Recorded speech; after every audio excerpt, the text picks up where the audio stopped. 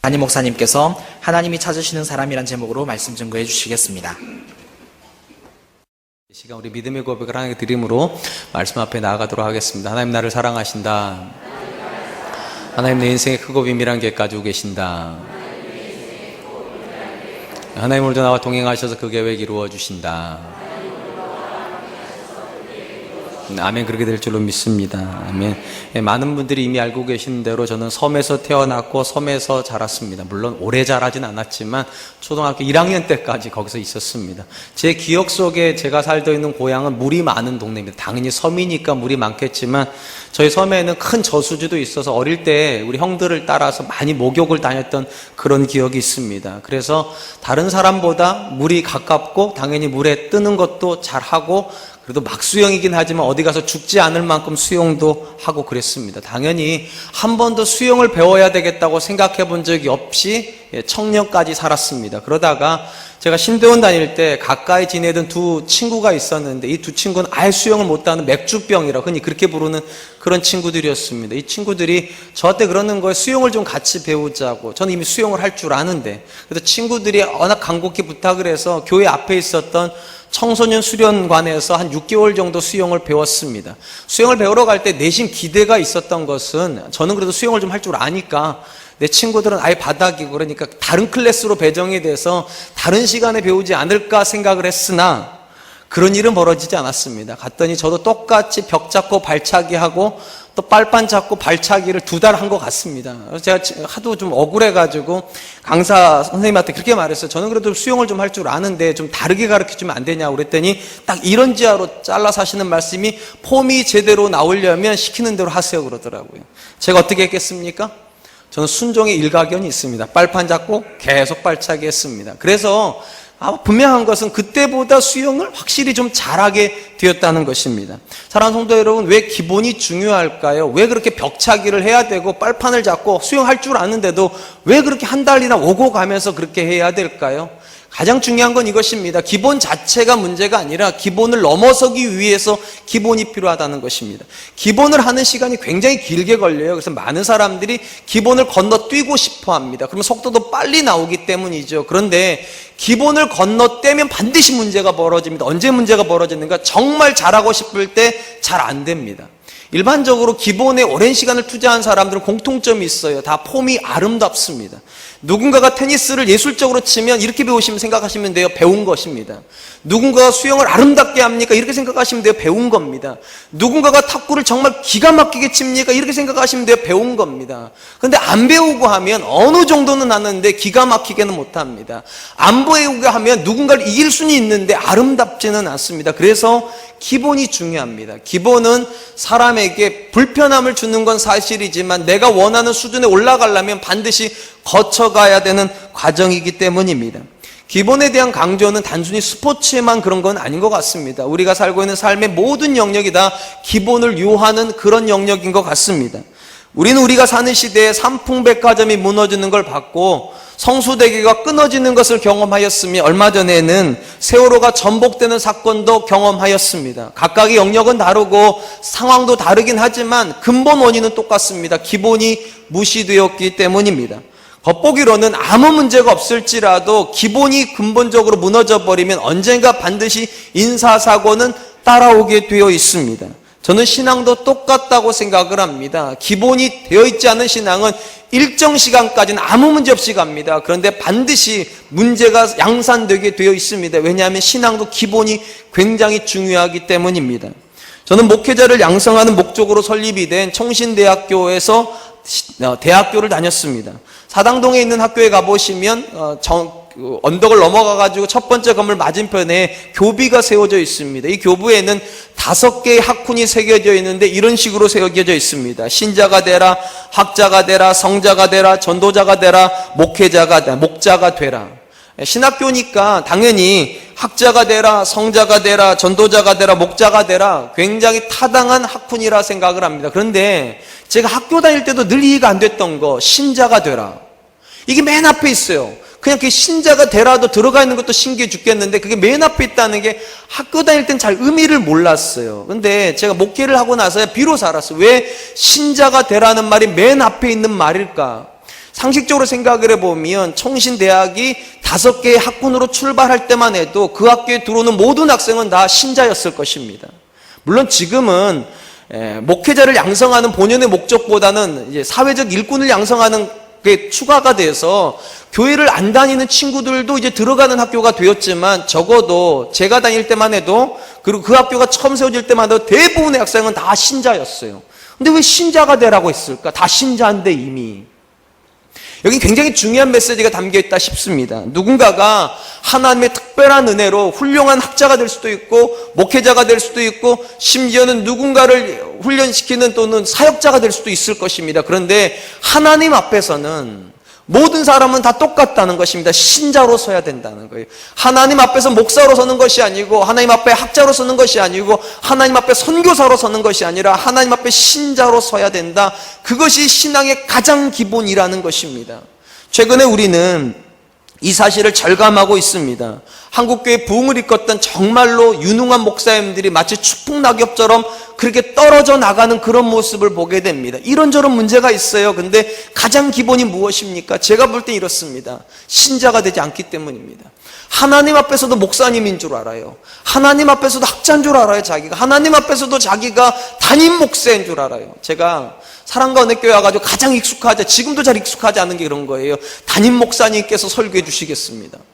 저 이게 진짜로 이상해요. 왜냐하면 그냥 목사지 무슨 또 담임 목사까지.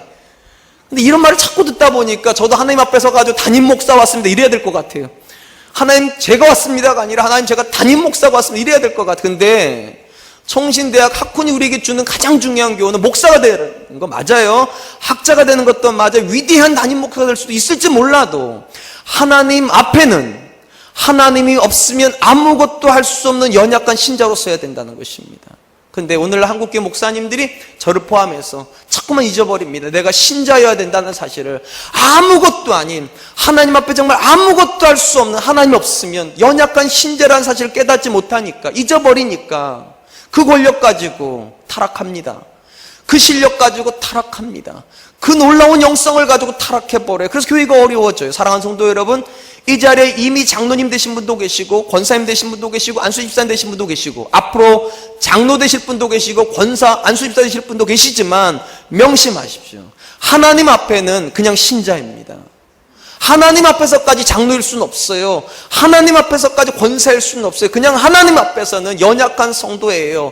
하나님이 불쌍히 여기시지 않으면 오늘 하루를 버텨낼 수 없는 그런 연약한 성도로 하나님 앞에 서야지.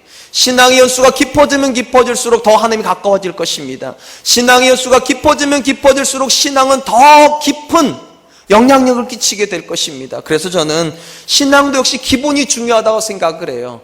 얼마나 높이 올라가는가 하나도 중요하지 않아요. 얼마나 능력이 있는가 하나도 중요하지 않아요. 얼마나 영향력이 있는가 하나도 중요하지 않아요. 가장 중요한 거, 나는 하나님 앞에 신자인가? 나는 하나님 앞에 하나님 없으면 아무것도 할 수 없는 연약한 신자인가? 그 고백이 가장 중요하다고 생각을 합니다. 하나님께서 찾으시는 사람 어떤 사람입니까? 기본이 바로 된 사람이에요. 계급장 다 떼고 하나님 앞에서 한 사람의 성도로 절박한 마음으로, 주님 오늘도 나를 불쌍히 여겨주십시오. 하나님이 은혜 베푸시지 않으면 나는 오늘 하루를 살아갈 수 없습니다. 그 간절한 마음으로 하나님 앞에 서는 것, 그것을 하나님께서 찾으신다 저는 믿습니다. 오늘 본문 말씀이 바로 이런 신앙의 기본이 무엇인가를 우리에게 가장 잘 보여주는 본문 중에 하나라고 생각이 됩니다. 이 본문의 주인공은 여러분이 잘 아시는 다윗이라고 하는 인물입니다. 그리고 오늘 본문 말씀은 다윗의 생애에서 가장 불쌍한 시절, 가장 어려운 시절을 기록하고 있습니다. 우리가 잘 알고 있는 대로 다윗은 하나님 앞에 굉장한 은혜를 받은 사람입니다.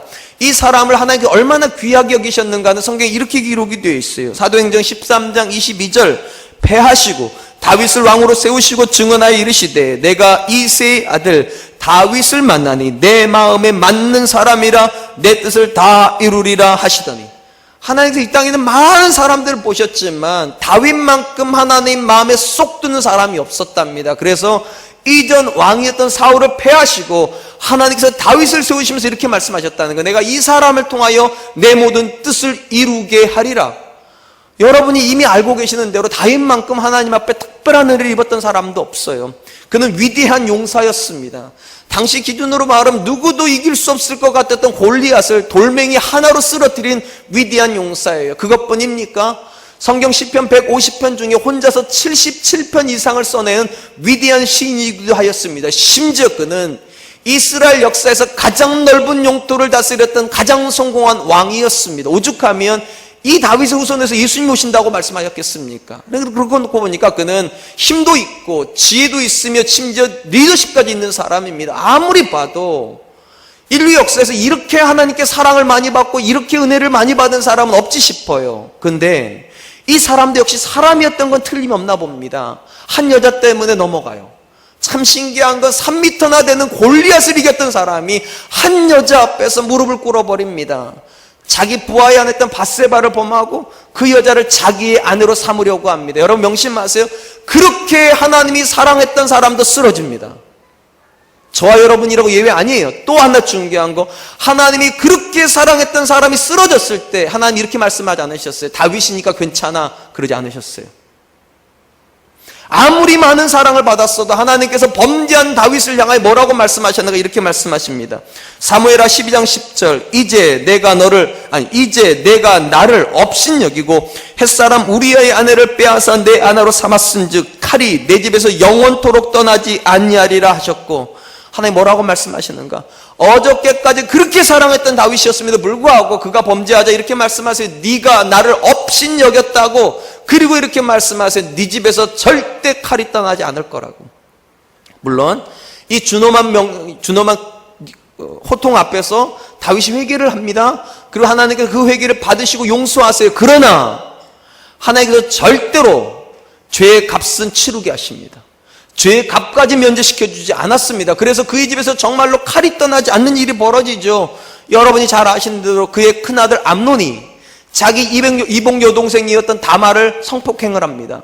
그 사실을 알게 됐던 다말의 오빠인 압살롬이 암논을 죽여버립니다. 그리고 도망을 가요. 그리고 아버지가 2년 만에 이 압살롬 용서하고 데려왔더니만 이 아들이 오늘 본문에 있는 일을 합니다. 아버지를 죽이고 죽이려고 하는 반역을 일으킵니다.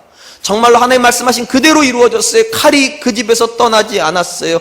사랑하는 성도 여러분, 또 우리 사랑하는 자녀 여러분, 명심하세요. 하나님이 사랑이시고 하나님이 여러분을 사랑하셔서 여러분이 죄를 지으면, 여러분이 또 회개하면 하나님이 용서하십니다. 그러나 여러분의 죄값까지 면제시키지는 않습니다. 반드시 죄값을 치르게 하세요. 그래서 기독교는 쉬운 종교 아닙니다.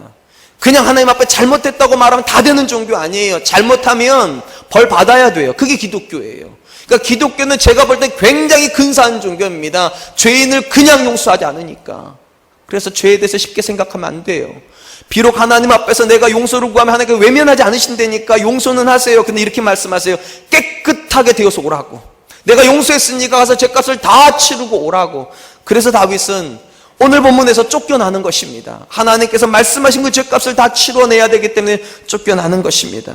오늘 본문이 그 배경을 가지고 있어요. 압살롬이 아버지를 반역을 하고 아버지를 죽이고 왕이 되겠다고 군대를 모았습니다. 그리고 그 소식을 들은 아버지 다윗이 너무 위급해가지고 허겁지겁 이제 왕궁을 떠나가는 상황입니다. 그 상황에서 유난히 주목되는 한 사람이 나옵니다. 그 사람이 사독이라고 하는 사람입니다. 이 사람 제사장이에요.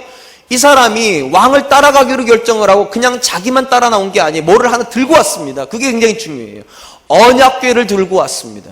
이 언약궤가 무엇인가? 이스라엘 사람들에게 이 언약궤는 하나님이 함께 하신다는 상징이에요. 그래서 일반적으로 이렇게 말하잖아요. 하나님의 임재의 상징이라고. 하나님이 우리 가운데 거하시다는 걸 실질적으로 보여주시려고 언약궤를 주셨어요. 근데 사독이 지금 어떤 결정을 했는가? 다윗이 가는 곳에 하나님도 가신다는 상징을 가지고서 언약궤를 가지고 나와요. 이게 얼마나 중요한가 하면 이스라엘의 통치 형태를 조금만 이해해보면 이게 왜 중요한지를 알게 됩니다. 여러분, 이스라엘에도 왕이 있었습니다. 당시 이방 나라에도 왕이 있었어요. 모양은 똑같은 왕인데 세우는 방법이 다릅니다. 이방 나라는 백성들이 세웁니다. 당신이 우리 왕이 되어 주십시오. 이렇게 해서 백성이 세워요. 그런데 이스라엘은요, 하나님이 지목하세요. 이게 방법이 달라요. 그리고 하나님이 지목하신 왕의 가장 중요한 특권이 이겁니다. 하나님이 함께 하시는 거예요. 그러니까 왕을 하나님이 세우시고 그 왕에게 하나님 함께 계신다는 의미로 언약궤가 주어진 것입니다. 실질적으로. 그러면 한번 생각해 보십시오. 지금 사독이 언약궤를 가지고 나왔다는 이야기는 뭐를 상징합니까? 하나님이 세운 왕은 딱 한 명밖에 없다는 거. 누구요? 다윗이요. 그러니까 언약궤를 가지고 다윗이 가버리면 이 압살롬이 와봐야 아무 소용이 없는 겁니다. 비록 왕궁은 소유할 수 있을지 모르겠지만 왕의 정당성은 없어지는 겁니다. 하나님이 세우셔야 되는데 백성밖에 안 남은 거예요. 하나님이 있지 않아요. 누가 봐도 이건 다윗에게 굉장한 유리한 결정입니다. 더더군다나 다윗이 그렇게 해달라는 것도 아니에요. 다윗이 명령을 내는 것도 아니에요. 언약궤 가지고 나오라. 그게 한 게 아니에요. 제사장들이 결정한 거예요. 이 언약궤는 다윗과 함께 가야 된다고. 그러면 어떤 일이 벌어지는가? 언약궤가 나오면 믿음 좋은 사람은 다 따라 나오게 될 것입니다. 그래서 24절에 보니까 성 밖에다가 언약궤를 갖다 놓고 백성들이 나오기를 기다리고 있대잖아요. 정신이 제대로 박혀 있는 사람들이라면 언약궤가 가는 길을 따라 나오게 되어 있습니다. 근데 이 상황에서 정반대의 명령을 내리는 사람이 다윗입니다. 뭐라고 말을 하는가? 이렇게 명령을 25절 왕이 사독에게 이르되 보라 하나님의 궤를 성읍으로 도로 메어 가라. 만일 내가 여호와 앞에서 은혜를 입으면 도로 나를 인도하여 내사 내게 그 궤와 그 계신 데를 보이시리라. 여러분 왜 이렇게 하는 겁니까? 분명히 언약궤를 가져가는 것이 다윗에게 굉장히 유익하다니까요. 굉장히 이득이 된다니까요. 그리고 언약궤가 나와야지만 백성들도 따라 나올 것이고 백성들이 따라 나와야지만 훗날을 도모할 수가 있어요. 바깥에 가서 군대를 양성한 다음에 다시 돌아올 수 있을 거 아니에요. 백성이 안 나가면 못 돌아오는 거잖아요. 근데 다윗이 어떤 결정을 하는가? 상관없다는 거예요. 백성들이 안 나와도 상관없으니까 하나님의 언약궤는 본래 자리로 갖다 놓으라는 거예요. 저는 여기서 신앙의 가장 기본이 무엇인지를 보게 됩니다. 여러분, 신앙의 기본은 내가 가는 곳에 하나님이 가시는 게 아닙니다. 내가 하고 싶은 일을 하나님 도와주시는 게 신앙의 기본이 아니에요. 신앙의 가장 기본은 하나님이 모든 것에 우선권을 가지셔야 된다는 거예요. 그분은 그분의 자리에 있어야 된다는 거예요. 내가 하는 일을 무조건 도와주는 것이 아니라, 내가 가는 곳에 무조건 따라오시는 것이 아니라, 무조건 내 편이 되어주시는 것이 아니라 하나님은 하나님의 자리에 계셔야 된다고. 왜냐하면 여러분 이게 왜 중요합니까? 여러분 다윗이 지금 왜 쫓겨나가는 겁니까?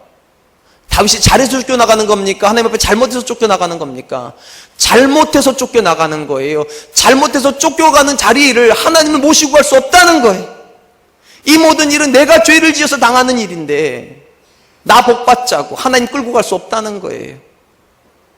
참 멋있는 결정입니다. 참 위대한 결정입니다. 분명히 언약궤를 가지고 가면 다윗에게 굉장한 유익이 있을 터인데 다윗은 하나님을 이용할 생각이 없습니다. 자기의 죄악을 덮는 도구로 하나님을 쓸 생각이 없습니다. 내가 잘못했으니까 내가 가겠다는 거예요. 그리고 하나님은 하나님에 있고 하나님께서 기뻐하시면 내가 돌아오게 될 거라고, 하나님이 그 길을 인도해 주실 거라고. 특별히 본문에 25절에 여호와 앞에서 은혜를 입으면, 이 고백은 굉장히 중요한 고백입니다. 왜냐하면 우리 성경에 여호와라고 번역이 되어 있는 이 단어는 엄밀히 말하면 없는 단어입니다. 이 말은 여호와란 말이 없다는 말이 아니라 본래 여호와라고 하는 호칭은 없는 호칭이에요. 그럼 어떤 호칭이 원래 있었는가? 야훼라고 하는 단어가 있었습니다. 원래 하나님께서 모세를 만났을 때 스스로 있는 자라고 할 때 그 야훼라고 하는 단어를 줬는데, 유대인들은 기본적으로 어떤 생각을 가지고 있었는가? 사람이 하나님의 이름을 못 부른다는 생각을 가지고 있었어. 왜냐? 죄인이기 때문에. 죄인이 하나님 앞에 서는 걸 굉장히 두려워했습니다. 그리고 유대인 관점에서 이름과 그 대상은 동일시돼요. 그러니까 하나님 앞에 설 수 없는 죄인이 하나님의 이름을 부른다는 걸 굉장히 무서워했습니다. 그래서 어떻게 했는가? 야훼라고 하는 단어에 자음을 땄습니다. 그리고 모음을 어떤 단어를 갖다 붙였는가? 아도니아라고 하는 주인이라는 단어를 갖다 붙였어요. 그래서 이 두 단어가 붙어가지고, 그러니까 야훼라는 단어하고 아도니아라는 단어가 붙어가지고 만들어진 단어가 히브리어로 이제 여호와라는 단어예요. 그러니까 여러분이 혹시 관심 있으신 분이시면 공동번역이라고 해서 천주교에서 쓰고 있는 성경을 보시면 여호와라는 단어는 안 나옵니다. 다 어떤 단어가 나오는가? 야훼라고 하는 단어가 나와요. 그건 같은 단어예요, 엄밀히 말하면. 다만 유대인들이 하나님의 이름을 부르는 걸 두려워해서 여호와라고 바꿔놓은 거죠. 그런데 어쨌든 중요한 건 이것입니다. 여러분들이 하나님을 여호와 하나님이라고 부를 때 그 안에는 어떤 고백이 들어가 있는가? 하나님이 주인이시라는 고백이 들어가 있어요. 왜냐, 거기에 아도니아라고 하는 단어가 들어가 있기 때문에요. 하나님이 주인이시다. 여러분, 주인과 종의 관계는 분명합니다. 종이 가는 곳에 주인이 따라갑니까? 주인이 가는 곳에 종이 따라갑니까? 예, 이렇게 가죠. 주인이 가는 곳에 종이 따라가는 겁니다. 그리고 주인이 있는 곳에 종이 오는 겁니다. 오늘 본문에서 야고 다윗이 하는 말이 그거예요. 자기는 종이라는 거예요. 하나님은 주인이시고 당연히 종이 가는 곳에 주인이 따라오는 법은 없다는 거예요. 주인은 주인의 자리를 지키고 종이 돌아온다는 거예요. 하나님이 기뻐하시면 언약궤가 있는 곳과 그분이 계신 곳을 내게 보여주시리라. 나로 돌아오게 하실 거라고. 지금 다윗이 뭐 하고 있는 것입니까? 하나님과의 관계를 지금 재정립하고 있는 것입니다. 하나님이 계셔야 될 자리와 내가 서야 될 자리를 정확하게 지금 지목하고 있는 것입니다. 왜 이게 중요한가? 다윗은 이렇게 생각했던 것 같아요. 그의 가정에 일어났던 모든 문제들, 자녀들 간의 문제, 부모와 자녀의 문제, 가장 근본이 뭐였는가? 하나님과의 관계가 꼬여서 생긴 문제라는 거예요. 한번 생각해 보시기 바랍니다. 만약에 다윗이 정말로 하나님을 주인으로 고백을 했다면 그가 밧세바를 자기 아내로 삼을 수 있습니까? 남의 아내인데 불가능합니다. 다윗이 밧세바를 범하지 않았으면 암논이 다말을 범하는 일도 없습니다. 암논이 다말을 성폭행 안 했으면 압살롬이 다말을 죽일 일도 없습니다. 압살롬이 암논을 죽일 일도 없습니다. 그리고 압살롬이 암논을 안 죽였으면 도망갈 일도 없습니다. 도망가지 않았으면 압살롬이 다윗을 죽일 일도 없습니다. 쉽게 말하면 이 모든 문제가 시작점이 어디 있는가? 하나님을 자기가 없이 여겼다는 거예요. 하나님이 주인이셔야 되는데 내가 그 말씀에 순종했어야 되는데 거기서 꼬여버렸다는 거. 지금 다윗이 언약궤를 돌려보내면서 관계 정립을 다시 하고 있는 겁니다. 하나님이 주인이십니다. 여호와 하나님이 주인이십니다. 이 고백 앞에 다시 쓰고 있는 것입니다. 사랑하는 성도 여러분, 솔직하게 한번 대답해 보시기 바랍니다. 여러분의 가정에는 문제가 없습니까? 남편과 아내가 사이에 불편함은 없습니까? 부모와 자녀 사이에 불편함은 없습니까? 자녀와 자녀 사이에 불편함은 없습니까? 여러분과 오늘 만나게 될 형제들과는 불편함은 없습니까? 물론 이런저런 이유가 있을 거예요. 거기 안에 돈의 문제가 들어가 있을 수도 있고 또는 친밀함의 문제가 들어가 있을 수 있지만 근본적인 문제는 출발점은 어디입니까? 하나님입니다. 하나님과 여러분이 좋은 관계를 맺고 있지 못하면 반드시 부모와 자녀 사이에 문제 생깁니다. 여러분과 하나님의 관계가 온전하지 못하면 자녀와 자녀 사이에 반드시 문제가 생깁니다. 여러분과 하나님이 좋은 관계 맺지 못하면 여러분과 부부 사이에, 배우자 사이에 반드시 문제가 생깁니다. 그러므로 사랑하는 성도 여러분, 시작점이 어디입니까? 하나님이요. 하나님이 여러분 인생의 주인으로 앉으셔야 돼요. 하나님이 여러분들의 주인이 되시고 우리가 그분의 종이 되는 그 지점에 설 때에야 비로소 문제는 풀리기 시작할 줄로 믿습니다. 이런 다윗의 결정이 얼마나 위대한 결정인가를 보여주는 사건이 하나가 있어요. 사무엘상 4장에 보면 똑같은 언약궤의 문제가 나옵니다. 사무엘상 4장에서 이스라엘이 블레셋과 전쟁을 합니다. 그 전투에서 불행하게도 이스라엘은 실패를 합니다. 실패를 하자 그들이 제일 먼저 내린 결정이 무엇인가? 언약궤를 가져오는 결정이었습니다. 성경에 이렇게 되어 있어요. 사무엘상 4장 3절 여호와의 언약궤를 실로에서 우리에게로 가져다가 우리 중에 있게 하여 그것으로 우리를 우리 원수들의 손에서 구원하게 하자. 여러분, 이게 참 이상한 거예요. 자기들이 실패를 했는데요, 실패를 했으면 왜 실패했는 걸 돌아봐야 되잖아요. 하나님 앞에서 우리가 어떤 잘못을 저질렀는지를 돌아봐야 되는데 돌아보지 않아요. 그리고 어떻게 합니까? 무조건 언약궤 가져오자는 거예요. 하나님의 임재의 상징인 언약궤를 가져다 놓고 이 언약궤로 싸우게 하자는 거예요. 여러분, 상식적으로 생각해 보세요. 지금 사무엘상 4장에서 이스라엘이 하고 있는 결정은 무엇입니까? 하나님을 주인으로 모셔오자는 겁니까? 종으로 모셔오자는 겁니까? 지금 종으로 내려오자는 거예요. 여러분, 주종관계에서 가장 중요한 게 무엇인가? 하나님의 주인의 뜻이에요. 주인의 뜻. 저들은 한 번도 하나님 앞에 물어보지 않았습니다. 언약궤를 가져올지 물어보지 않았어요. 한 번도 자기들이 얼마나 하나님 앞에 죄된 존재인지 물어보지 않았습니다. 그냥 이렇게 생각하는 거예요. 우리가 가는 곳에 언약궤도 오게 하자고, 우리가 하고 싶은 일을 언약궤로 하게 하자고. 적어도 사무엘상 4장에서 하나님은 주인 아니십니다. 이스라엘의 주인이십니다. 거기에서 하나님은 종이셨습니다. 그래서 하나님이 일하지 않으십니다. 사랑하는 성도 여러분, 명심하세요. 성경에서 하나님이 일하시는 모든 현장은 주인으로 하시는 일이에요. 주인으로. 종으로 일하신 적 한 번도 없습니다. 주인으로 싸워주셨지 종으로 싸운 적이 없어요.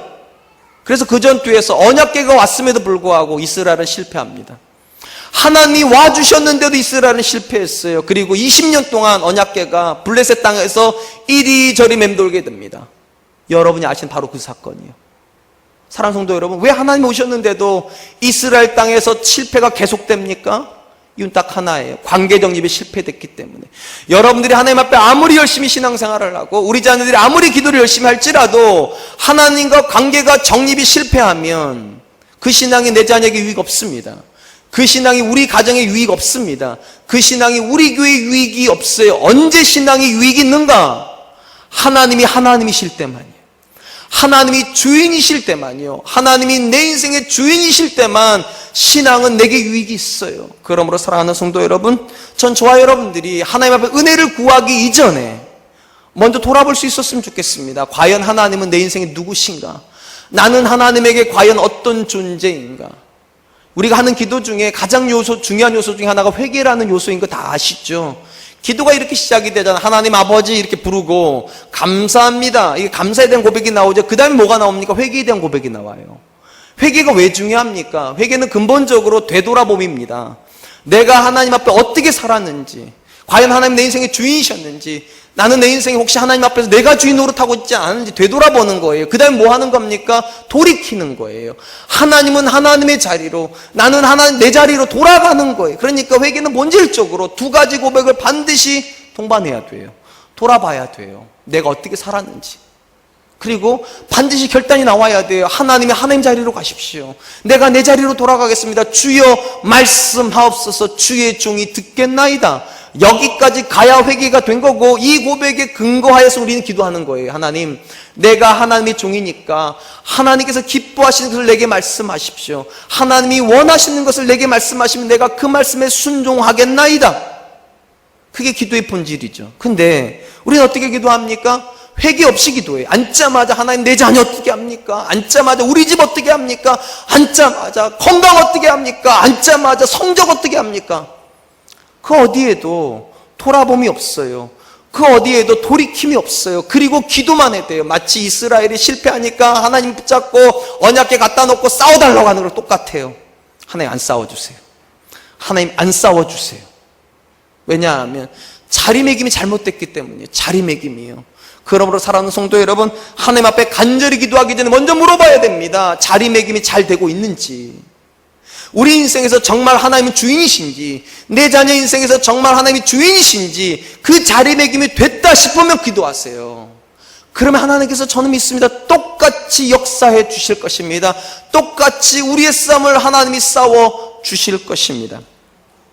세계적인 성경학자인 F.B. 마이어라고 하는 목사님께서 여행을 하시던 중에 아일랜드에 있었던 홀리헤드라고 하는 항구에 도착할 때 이야기를 제가 잠깐 소개하려고 합니다. 목사님이 당시 일정이 좀 늦춰져가지고 낮에 도착해야 될 배가 밤 늦게 도착하게 되었답니다. 깜깜한 어둠 속에서 배가 항구로 진입해 가는데 목사님이 너무 두렵더라는 거예요. 왜냐하면 칠흑 같은 어두움이고 도저히 이 배가 도달할 수 있을지에 대해 너무 불안해가지고 선실에 있지 못하고 갑판에 나와가지고 두리번 걸었답니다. 근데 눈에 띄는 한 사람이 있더라는 거예요. 이렇게 키를 잡고 있던 선장님이 눈에 들어왔어요. 근데 이 선장님께서 굉장히 여유로우시더라는 거예요.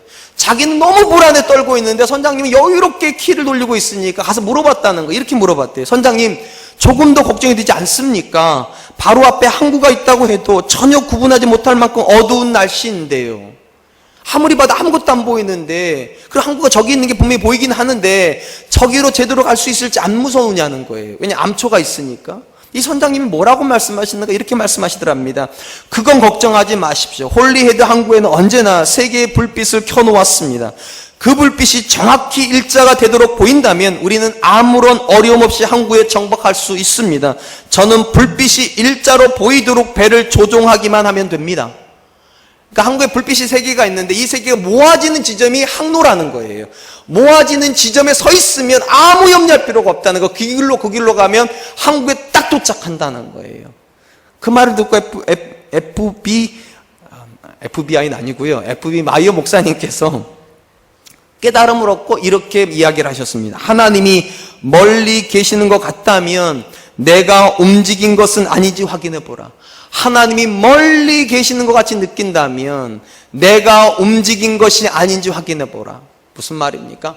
하나님은 절대로 움직이지 않으신다는 거예요. 하나님은 여러분 사랑하세요. 하나님이 여러분에게 은혜 베풀을 기뻐하세요. 하나님은 여러분을 정말 도와주고 싶어 하세요. 그런데 아무리 기다려도 은혜가 안 옵니까? 아무리 하나님께 부르짖어도 하나님께 응답 안 하십니까? 누구 잘못이냐는 거예요. 누가 방향을 틀었냐는 거예요. 누가 움직였냐는 거예요. 마이어 목사님 이렇게 말해요. 우리가 움직인 거래요. 우리가요.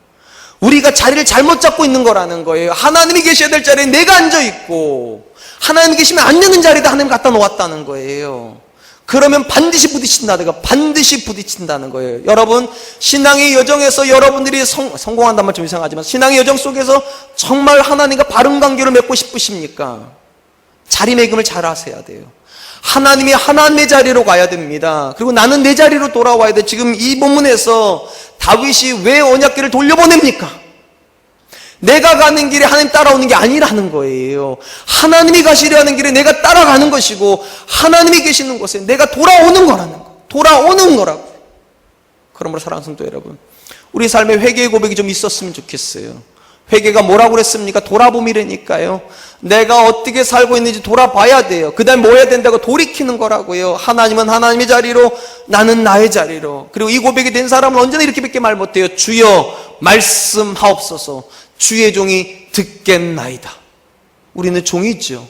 그래서 다윗이 26절에서 이렇게 말을 합니다. 그러나 이와 같이 말씀하시기를 내가 너를 기뻐하지 아니한다 하시면 종이 여기 있사오니 선히 여기신 대로 내게 행하시옵소서 하라. 지금 다윗이 자기를 뭐라고 말을 합니까? 종이라고 말합니다. 그 당시 모든 사람이 다 왕이라고 부르는 다윗이 하나님 앞에서 자기를 뭐라고 말하는가? 종이라고요. 그러니까 언약궤를 돌려보는 고백은 단순히 언약궤 돌려보는 고백이 아니에요. 자리매김을 다시 하는 거예요. 하나님이 내 인생의 주인이십니다. 그리고 나는 종입니다. 그리고 한 가지 고백을 더 합니다. 하나님이 기뻐하지 않으시면 내게 선히 여기신 대로 하시라고. 여러분, 이게 참 위대한 고백인가? 한번 생각해 보세요. 다 저 같으면 언약궤를 돌려보낸 위대한 결정을 하면 내가 너무 대견할 것 같아. 너무너무 대견할 것 같아. 그리고 이렇게 말할 것 같아. 하나님, 내가 이렇게 귀한 결정을 했습니다. 내가 하나님 이제부터 주인으로 삼겠다고 결정을 하고 언약궤를 돌려보냈사오니 저는 믿습니다. 하나님 제게 은혜 베풀어 주실 것을 저는 믿습니다. 내가 반드시 이기고 돌아올 것을 이래야 될 것 같은데 다윗이 그런 고백 하나도 안 합니다. 뭐라고 말하는가? 하나님이 주인이시니까 주인의 뜻대로 하시라고. 나를 갖다 버리시든지 나를 죽이시든지 나를 살리시든지 그건 하나님 마음대로 하시라고. 이게 종의 고백이에요. 종은 주인한테 이렇게 하라 저렇게 하라 명령하지 않습니다. 종이 할 수 있는 말은 딱 하나밖에 없어요. 나를 불쌍히 여겨달라고. 주인이시여 나를 불쌍히 여겨달라고. 추석에는 3일 좀 쉬게 해달라고. 나를 불쌍히 여겨달라고. 안 쉬게 해도 어쩔 수 없지만 쉬게 해주시면 너무 감사하겠다고. 나를 좀 불쌍히 여겨달라고. 다윗이 확실히 종이 자리로 가버립니다. 하나님 앞에 어떤 것도 요구하지 않습니다. 어떤 것도 명령하지 않습니다. 주께서 기뻐하시는 대로, 주께서 선히 여기시는 대로 내 인생에 행하시라고. 사랑하는 성도 여러분, 저와 여러분이 고백하고 있는 믿음의 고백의 본질은 무엇입니까? 정말로 하나님이 주인이십니까? 정말로 우리가 종입니까? 그 증거가 무엇입니까? 하나님이 기뻐하시는 일을 여러분 인생에 해도 되겠습니까? 아니면 내가 기뻐하는 일을 하나님 꼭 하셔야 되겠습니까? 우리가 아무리 종의 고백을 가지고 있을지라도 하나님 앞에서 하나님이 기뻐하시는 일을 하십시오라고 말하지 못한다면 우리는 아직 종 아닙니다. 여전히 내가 주인이에요. 하나님 앞에 막 명령하고 있잖아요. 하나님 이거 해달라고, 이거 하시라고. 근데 다윗은 확실히 종의 자리로 내려갑니다. 주께서 기뻐하시는 그 일을 내게 하시라고. 주께서 선히 여기시는 그 일을 내게 하시라고. 마태복음에 보면 하나님께서 예수님께서 어떤 삶을 살기를 기대하셨는가에 대한 말씀이 나와요. 하나님께 이 땅에 예수님 보내시기 전에 수천 년 전에 하나님께서 이미 이사야에게 이런 말씀을 한 구절을 주셨습니다. 성경에 이렇게 기록을 해요. 마태복음 12장 17절로 18절입니다. 이는 선지자 이사야를 통하여 말씀하신 바 보라 내가 택한 종 곧 내 마음에 기뻐하는 바 내가 사랑하는 자로다. 내가 내 영을 그에게 줄 터이니 그가 그 심판을 이방에 알게 하리라. 마태복음에서 지금 마태가 예수님을 어떤 삶을 살기를 하나님께 기대하셨는가를 뭐라고 말하는가? 내가 기뻐하는 종, 내가 택한 종. 쉽게 말하면 하나님은 예수님 때 보내시면서 그 예수님이 어떤 삶을 살기를 기대하셨는가? 종의 삶을 살기를 기대하셨다는 거예요. 이건 참 아이러니예요. 왜냐하면 예수님이 하나님의 아들이시잖아요. 아들의 권세를 가지고 사셔야 되는 거잖아요. 근데 하나님께서 이 아들됨의 권세를 가지고는 예수님을 향해서 뭐라고 말씀하셨는가? 종으로 살기를 기대하셨대요. 더 놀라운 거, 예수님께서 정말로 종으로 사셨다는 거예요. 예수님이 종으로 살았더니 하나님은 언제나 예수님을 누구라고 고백하는 거예요? 아들이라고 말해서. 예수님은 종으로 살았는데 하나님은 그 아들을, 그 종을 향해서 아들이라고 말씀하세요. 여기에 신앙의 비밀이 들어가 있습니다. 여러분, 우리가 하나님 앞에 종으로 낮춘다고 해서 절대로 우리는 종이 되지 않습니다. 우리가 종의 자리로 내려가면 아들 됩니다. 여기서 아멘 하시면 참 좋아요. 다시, 우리가 종의 자리로 내려가면 우리에게는 하나님께서 아들됨의 권세를 주실 줄로 믿습니다. 문제는 이거예요. 우리가 종이 되려고 하지 않으니까, 종의 자리로 내려가지 않으니까 우리의 기도가 힘이 없는 거예요. 우리 안에서 은혜가 역사하지 못하는 거예요. 우리 안에서 하나님이 일하지 못하시는 거예요. 하나님께서 예수님 이 땅에 보내시고 종의 삶을 기대하셨고, 놀랍게도 예수님께서 종의 삶을 살자 하나님께 어떻게 하셨다고 합니까? 성령을 부으신답니다. 성령을 부으신대요. 그러므로 사랑하는 성도 여러분, 전 저와 여러분도 똑같은 삶을 따라갈 수 있기를 축원드립니다. 여러분, 다윗이 오늘 본문에서 우리에게 보여주는 모습이 무엇이고, 예수님이 그분의 삶을 통해 우리에게 주는 도전이 무엇입니까? 우리가 아무리 주장할 만한 사람일지라도, 우리가 아무리 신앙적으로 뛰어난 사람일지라도 하나님 앞에는 언제나 어떻게 서야 된다고요? 종의 고백으로 서야 된다고요. 하나님이 내 인생의 주인이십니다. 하나님이 기뻐하시는 일을 내게 하십시오. 나는 그렇게 되기를 원합니다. 그럼 믿으세요. 하나님께서 여러분 인생에 아들에게 주시는 복을 주십니다. 자녀에게 주시는 복을 주십니다. 하나님께서 그렇게 하시려고 우리에게 말씀하시는 거라고요. 기본으로 돌아가라고. 너가 서야 될 자리로 돌아가라고. 그리고 내가 있어야 될 자리로 나를 앉혀놓으라고. 저는 이 추석이 굉장히 풍요로운 날이잖아요. 이때 다시 한번 생각해 봤으면 좋겠어요. 여러분, 우리 인생이 하나님 앞에 진정한 풍요로워지려면 어떻게 해야 됩니까? 우리 자녀들이 하나님 주시는 진정한 풍요를 누리려면 어떻게 해야 됩니까? 성공하는 거 아닙니다. 능력 있어져야 되는 거 아닙니다. 화려한 이력을 가져야 되는 거 아닙니다. 종의 자리로 내려가야 됩니다. 하나님이 계셔야 될 자리에 내가 있는 거 아닙니다. 우리 사랑과 은혜교회 성도님들이 하나님 앞에서 낮아질 수 있기를 축원드립니다. 낮아지고 또 낮아져서 하나님께서 우리를 높여주시는 그 자리까지 내려갈 수 있기를 주님의 이름으로 축원드리겠습니다. 이제 말씀을 맺겠습니다. 모든 운동, 모든 건물, 또 우리가 살아가는 모든 삶은 기본이 중요하다고 제가 말씀드렸어요. 기본이 무너지면 어느 시점까지는 갈 수 있을지 몰라도 반드시 인생이 무너지고 내가 원하는 것이 절대로 이루어지지 않습니다. 오늘 본문에서 다윗이 다시 지금 기본을 세우고 있는 거예요. 자기 인생이 무너지고 있는 그 현장에서 다시 기본으로 돌아가요. 어떤 기본입니까? 하나님이 주인이신 거예요. 하나님이 주인이시고 내가 종이 되는 그 지점으로 돌아갑니다. 그리고 명심하세요. 종은 핑계댈 수 없습니다. 쉽게 말하면 다윗이 내가 어려우니까 하나님 언약궤 가지고 가겠습니다. 그거 안 했어요, 다윗이요. 가지고 가면 유리한데도 다윗이 그거 하지 않아요. 명심하세요. 여러분 자녀가 고등학생 된다고 해도, 여러분 자녀에게 공부가 아무리 중요해도 신앙보다 중요하면 안 됩니다. 그게 종의 모습이에요. 여러분 자녀가 취업을 해서 직장생활이 아무리 중요해져도 직장생활이 하나님 관계보다 우선되면 안 되는 겁니다. 그게 종이에요. 여러분이 자녀를 낳아서 금쪽 같은 자녀로 태어났다 할지라도 그 자녀가 하나님보다 귀해지면 안 되는 겁니다. 그게 종의 고백이에요. 종은 주인이 언제나 우선순위입니다. 주여 말씀하옵소서, 주의 종이 듣겠나이다.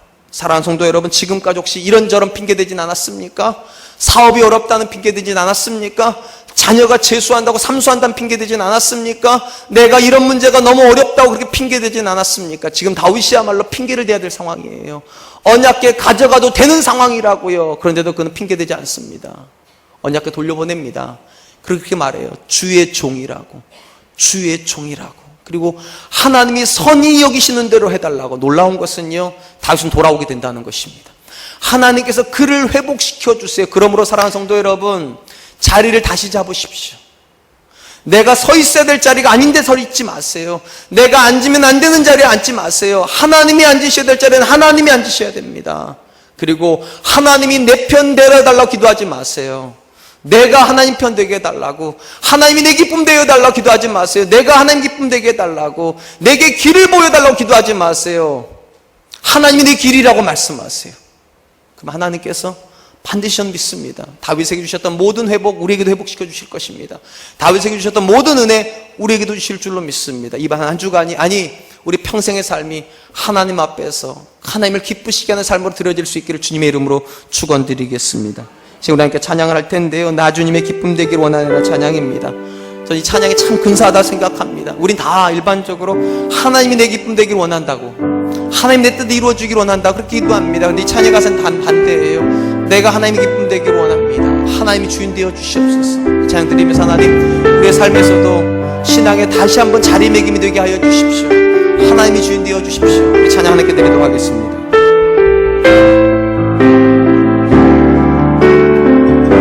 나 주님의 기쁨 되기 원하네. 나 주님의 기쁨 되기 원하네. 내 마음을 새롭게 하소서. 새 부대가 되게 하여 주사. 주님의 빛 비추게 하소서. 내가 원하는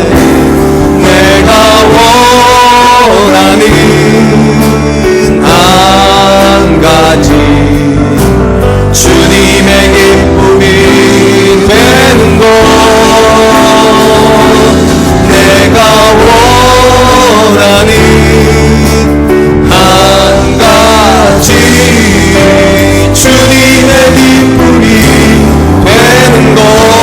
겸손히 내 마음 드립니다. 겸손히 내 마음 드립니다. 나의 모든 것 받으소서. 나의 마음 깨끗게 씻어주사. 주의 길로 행하게 하소서. 내가 원하는 한 가지, 주님의 기쁨이 되는 것. 내가 원하는 한 가지, 주님의 기쁨이 되는 것. 내가 원하는 한 가지, 내가 원하는 한 가지, 주님의 기쁨이 되는 것. 내가 원하는 한 가지, 주님의 기쁨이 되는 것. 사랑하는 성도 여러분, 기도의 가장 중요한 본질은 되돌아봄입니다. 내가 하나님 앞에 어떤 삶을 살았는지, 그리고 다시 결심하는 겁니다. 내가 하나님 앞에 어떤 사람이 되겠는지. 사랑하는 성도 여러분, 지금까지 혹시 하나님과 바른 관계 속에 들어가 있지 않음에도 불구하고 하나님께 주신 은혜만을 바라보고 있지는 않았습니까? 하나님이 내 인생의 기쁨만 되어주기를, 내가 하나님의 기쁨 될 생각은 하지 않고 하나님 내 편만 되어주시기를, 내가 하나님께 편이 되어지지 않으면서 이 시간 하나님 앞에 다시 한번 우리를 돌아보면서 이렇게 됐으면 좋겠습니다. 하나님, 내가 하나님의 사람 되기를 원합니다. 내가 하나님 앞에 종의 자리로 내려가게 하여 주시고 하나님이 내 인생을 다스려 주시옵소서. 철저히 그 말씀에 순종하게 하여 주시옵소서. 상황을 핑계대지 말게 하여 주시옵소서. 환경을 핑계대지 말게 하여 주시고 어떤 상황에서도 하나님을 기쁘시게 하는 사람으로, 하나님 뜻에 순종하는 사람으로 나도 서고 내 자녀도 서고 우리 가정과 우리 교회도 서게 하여 주시옵소서. 우리 같이 한번 기도하겠습니다. 우리 아버지 하나님 감사합니다. 하나님께서 다윗의 말씀